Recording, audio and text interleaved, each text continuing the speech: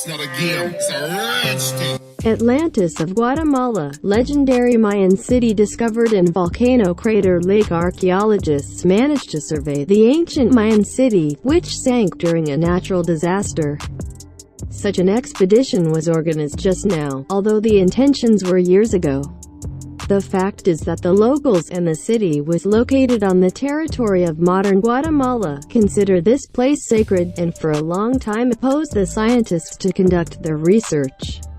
At the top of the volcano is a huge lake Atitlan. During the heyday of the Maya civilization, a large city was founded on the islands of this lake, with many residential buildings, temples and squares. But presumably, the volcano woke up because of its activity. The city was partially destroyed, and the remains of the buildings were submerged underwater to a depth of 20 meters.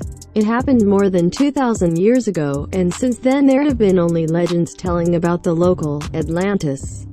A few years ago, local fishermen discovered what they thought was city underwater, after which the authorities nevertheless decided on a full-fledged expedition.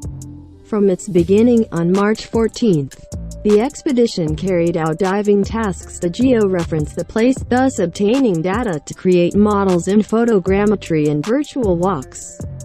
The mission made it possible to lay the foundations for recommending the creation of a cultural center where people get to know and tour the site through digital reconstructions, explained Helena Barba-Meinik, head of the Yucatan Peninsula Office of the INA Underwater Archaeology Subdirectorate.